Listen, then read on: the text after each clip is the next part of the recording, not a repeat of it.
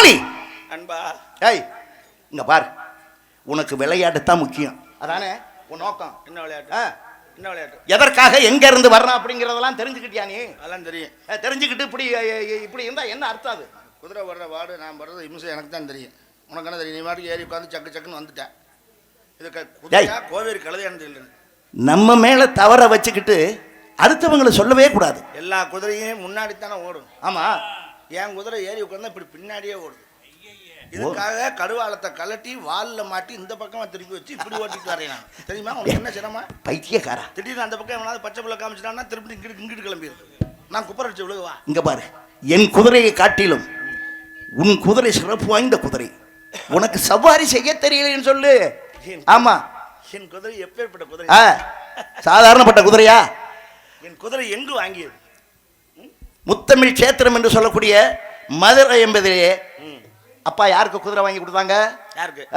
உங்களுக்கு. எனக்கு வாங்கி கொடுத்தாங்கல்ல. அதே போல இளவரசனுடைய குதிரை எப்படி இருக்கின்றதோ அதே போல இருக்க வேண்டும் என்பதற்காக அப்பா சரியான குதிரையை உனக்கு வாங்கி கொடுத்திருக்கிறார் அரபு நாட்டில இருந்து. என் குதிரை எப்பேற்பட்ட குதிரை தெரியுமா? என் குதிரையுடைய பெருமை. அந்த குதிரையை நீ குறை சொல்றிய? உங்க குதிரைக்கு எத்தனை பேர் வேலையாட்டு? என் குதிரைக்கு ஒருவர் தான். என் குதிரைக்கு எத்தனை பேர் தெரியுமா? 28 பேர் வேலை பார்க்கணும். என் குதிரைக்கு 28 பேர் வேலை பார்க்கணும். என்ற நாட்டினுடைய இளவரசனாக இருக்கப்பட்ட என் குதிரைக்கே ஒருவன் தான் வேலையாள். என் நண்பன் சுமாலிக்கு 28 இருக்கக்கூடிய குதிரைக்கு 28 பேரா? என் குதிரையை பற்றி ஒரு வெண்பாவே பாடி இருக்கிறார் நண்பா. அப்படியா? அதை நான் அன்பாய் பாடவா நண்பா? எங்கே பாடுவார்களா? இப்ப பாடுகிறேன்.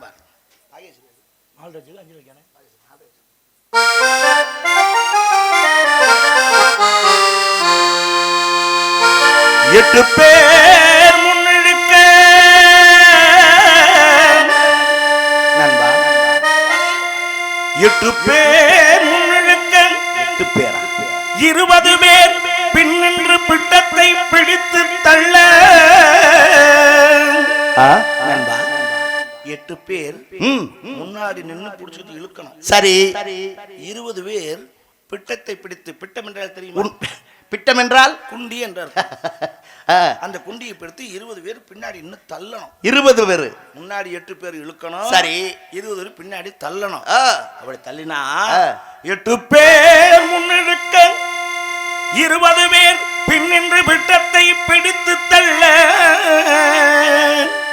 சரி, கிட்டும் புருஷன் சுமாலி அது குதிரை வருடம் போம் காதவடி. காதவ நண்பா நண்பா நண்பா நண்பா.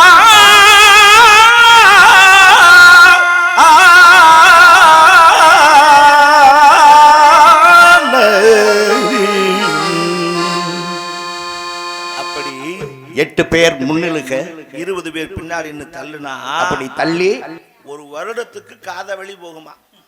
ஒரு காதவழினா காதவழி மூக்க வழினா நல்லாவா இருக்கு? வருஷத்துக்கு எவ்வளவு தூரம் போகுது? ஒரு காதவழி தூரம் போகும். அது என்ன குதிரை தானா? கோவேரி கழுதை. இதை வச்சுக்கிட்டு உன் கூட இணையா பின்னாடி வந்திருக்கேன்னா அப்ப என் கஷ்டம் என்னன்னு உனக்கு தெரிய வேணாமா? ஏய், மறுபடியும் குதிரையை ஏன் குறை சொல்ற? என் குதிரையை காட்டிலும் உன் குதிரை அற்புதமான குதிரை. சாதாரணப்பட்ட குதிரையா? இளவரசனுடைய குதிரை எப்படி இருக்கிறதோ, எந்த நிலையில் இருக்கிறதோ, எந்த அழகு மார்க்கத்தில் இருக்கிறதோ அதற்கு தகுந்தாற் போல அப்பா குதிரையை வாங்கி கூட கொடுத்துருக்கிறாரு. அப்படிப்பட்ட நீ சவாரி செய்ய தெரியாம குதிரையை போய் குறை சொல்றிய? 8 பேர் முன்னிலுக்க 20 பேர் பிட்டத்தை பின்னின்று தள்ளி ஒரு வருஷத்துக்கு சேக்கர்மா போய் ஒரு வருஷத்துக்கு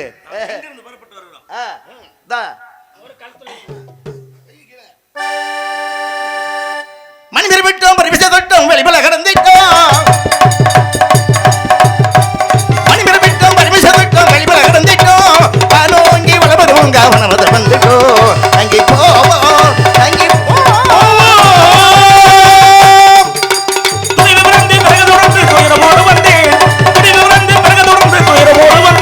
நான் சொன்னால் நீ கேட்க மாட்டேன் சோகமலால் வந்து. நான் சொன்னால் நீ கேட்க மாட்டேன் சோகமலால் வந்து. மெய் சோறுதே மெய் சோறுதே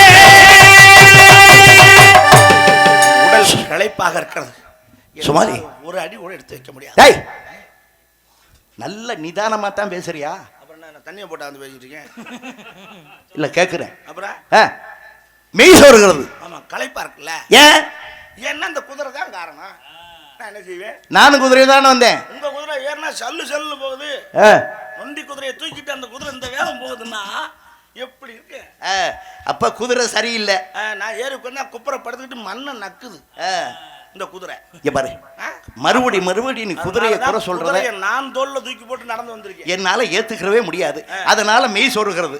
சரி, மாமனார் ஊர்ல இருந்து என்ன பதார்த்தங்கள்லாம் கொடுத்தாங்க நமக்கு? அப்படியா? பரிமளைத்தே தரையில் நடக்க பதறது பதறடா. பரிமளைத்தே தரையில் நடக்க பதறது பதறடா. ஆராய்னி இந்த சுமாலி பதறடா.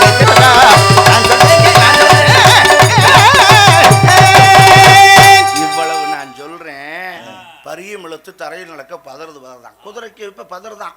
அதனால நம்ம பயணத்தை நிறுத்தணுமா? இவ்வளவு சொல்லி குதிரையை பற்றி பேசுகிறாய் என் குலத்தை பார்த்தவில்லை. குதிரை பற்றி பேசுகிறாய் என் குலத்தை பற்றி பேசவில்லை. குதிரையை பற்றி பேசுகிறாய் என் குலத்தை பார்த்தவில்லை. உன் கூட நானும் வந்தது குற்றம் கொஞ்சம் இது தொல்லை. உன் கூட நானும் வந்தது குற்றம் கொஞ்சம் இது தொல்லை.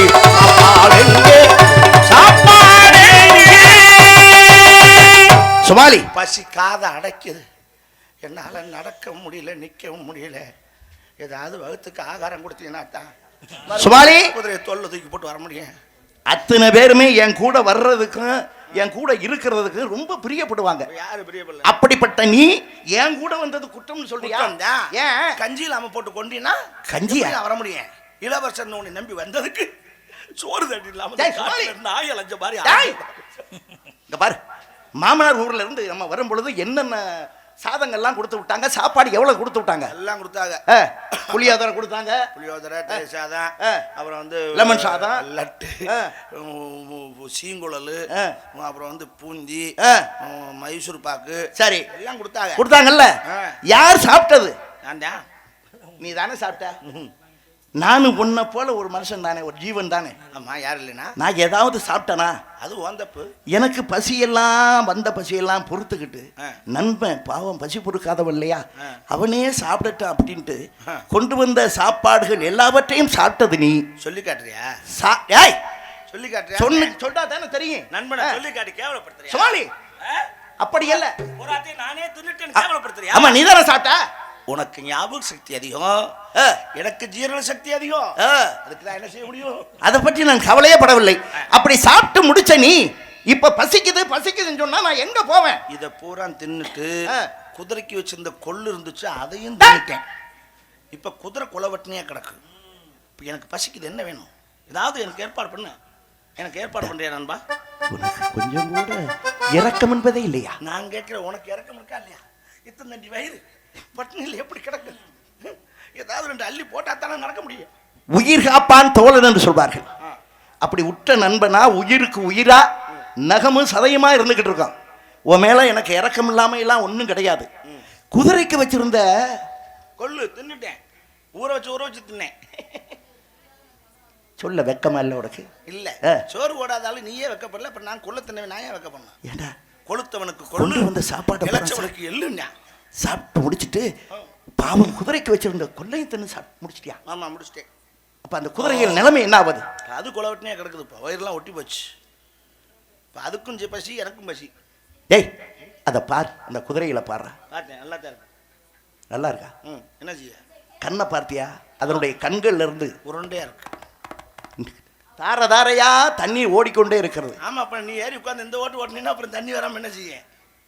அதல்ல, பாவம் பசி எடுத்து போய் அந்த குதிரையெல்லாம் இழைச்சு போய் இருக்கு. இப்ப நான் குதிரையை என்ன செய்ய? குதிரைய நீ என்ன செய்யணும் அப்படின்னா, எங்காவது குளம் குட்டை கிடந்துச்சுன்னா அங்கே முன்னால தண்ணியை காட்டி பின்னால புல்ல போட்டு குதிரையை நீ ஆசுவாசப்படுத்த வேண்டும். இவ்வளவுதானே? ஆமா, இதை சொல்லி தான் முதல்ல செஞ்சிருப்பேன்.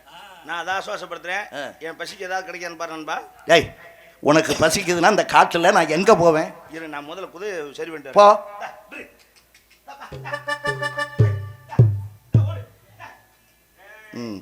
நண்பன் குதிரையை ஆசுவாசப்படுத்த சென்று விட்டான். பாவம் பைத்தியக்காரன், பிழைக்க தெரியாதவன், உடம்பு தான் பெருசா இருக்கு. ஏய், யார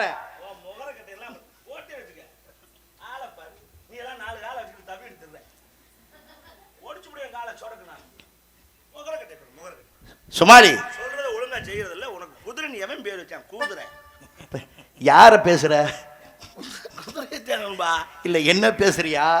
நீ சொன்ன மாதிரி தான் செஞ்சேன். அது நீ என்ன சொன்ன முன்னாடி? ஆமா முன்னாடி தனியா கடை சொன்னேன். பின்னாடி ஆமா குளம் அங்கே இருந்துச்சு. சரி குதிரை இங்கே நிப்பாட்டிக்கிட்டேன். எது எப்படி? குளம் அங்கே இருந்துச்சு, குதிரை இங்கே நிப்பாட்டிக்கிட்டேன். நிப்பாட்டி இந்த பார் தண்ணி பார், குதிரை பாரு அப்படின்னு பார்த்துருச்சு. பின்னாடி கொண்டு போய் புல்ல போடுறேன், திங்காம வாழை ஆடிக்கிட்டே இருக்கு. உனக்கு பின்னாடி சோறு சாப்பாட்டை வச்சா நீ எப்படி சாப்பிடுவ? இழுத்து வச்சு முன்னாடி வச்சு திம்பேன். நீ அப்படி இழுத்து முன்னாடி வச்சு சாப்பிடுவேன், இல்லைன்னா திரும்பிட்டு கூட சாப்பிடுவேன். குதிரை என்ன பண்ணும்? அது வரத்தான் நிற்க. நான் தண்ணியை காட்டிட்டு அதை பார்த்துக்க நான் சொல்ல சொன்னேன். நீ தானே முன்னாடி தண்ணியை காட்டி முதல்ல தண்ணியை குடிக்க வைக்க சொன்னேன். நீ குடிக்க வைக்க சொல்லல, முதல்ல முன்னாடி சொன்னாப்ல குடிக்க வைக்கல. தண்ணியை காட்டுனியா? உனக்கு கற்பூர புத்தி தானே இருக்கு. என்ன புத்தி அப்படின்னு நினைச்சு நான் உங்ககிட்ட சொன்னேன். தண்ணியை காட்டு, கற்பூர புத்தி. தண்ணியை காட்டுறதுனா குடிக்க வைக்கணுமா? முதல்ல தண்ணியை குடிக்க வைக்கணும். ஓ, அதன் பிறகு புல்ல போட சொன்னேன். ஆனா பத்தியா நண்பா, உன்னுடைய எவ்வளவு இறக்க சுபாவம். நம்மளை போல அதுவும் ஜீவன் தானே. நம்ம எப்படி தண்ணி சாப்பிட்டு சாப்பிட்றோமோ இது மாதிரி அதுவும் தண்ணி சாப்பிட்டுட்டு தான் சாப்பிடணும்னு நினைக்கிற பார். இந்த இறக்கம் யாருக்குமே வராரும்பா.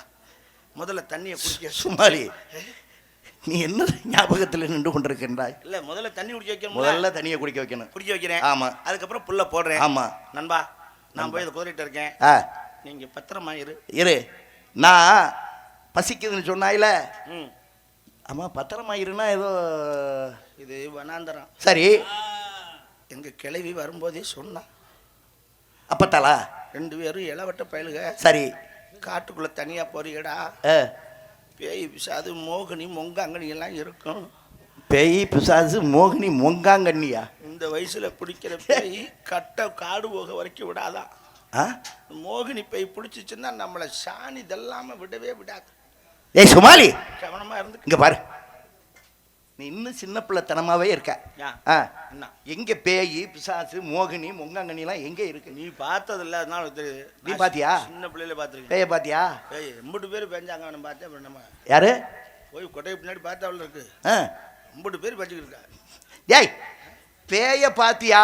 நான் பேயும் போது தான் பார்த்தேங்கிறல்ல. யாரு பேயும் போது பார்த்த? மக்கள் தான். ஐய ஏய், நான் அதை கேட்க வரல. நமக்கு தனியா கட்டி வச்சிருக்காங்க, அதுக்குள்ள போய் பெஞ்சுக்கிறேன். அப்புறம் அவங்க என்ன ஒண்ணு, அப்புறம் அங்கிட்டு போய் தான் பேனேன். இவ்வளவு அறிவா பேசுற நீ சுமாரி. பேயின்னு சொன்னிய, பேய் எப்படி இருக்கும் தெரியுமா? எப்படி இருக்கும்? அது ஒரு மாதிரியா, அது வர்ற அறிகுறிகள் நமக்கு தெரியும். எப்படி? வெள்ளை வெள்ளேர்னு. வெள்ளை வெள்ளேர்னா? ஆமா, அப்படி ஒரு உருவமே இல்லாம முழு முழு முழு முழு முழுன்னு வரும். அப்படியா? கதையா சொல்லிட்டு இன்னும் எனக்கு என்னமோ அப்படித்தான் தோணுது. அது வரும்போது மல்லிகைப்பூ வாசனை வரும். ஓஹோ. இன்னொன்னு, பேயா பொம்பளையாளான்னு சந்தேகம் வந்துச்சுன்னா சரி அடியில குனிஞ்சு பாரு. சத்தியமா நண்பா, நான் அடி வாங்கணும். என்னமோ புதுசா நமக்கு இது. இது அப்படி இல்லை நண்பா. அடியில குனிஞ்சு பார்த்தீங்கன்னா பேயின்னா சரி அது இருக்காது. எது இருக்காது? கால் இருக்காது. ஓஹோ. அப்படியே காத்தோடு காத்து அப்படியே வரும். சரி. சல சல சல சல சல சல அப்படி சத்தம் கேட்கும். சரி, கவனமா இருந்துக்க நண்பா. பொம்பளை பிள்ளையாட்டத்தான் வரும் மோகினி. சரி. பிடிச்சது தொலைஞ்ச நம்ம. அப்படியா? சிரிச்சு கிரிச்சு பேசி தொட்ட கப்புன்னு மாட்டிடும். தள்ளி போயிட்டோம்னா நமக்கு உத்தமம். கூப்பிட்டாலும் போகக்கூடாது. அனுபவம் நல்லா பேசுதே. இன்னொன்னு சுமாலி, உனக்கு யோசனை சொல்றேன்.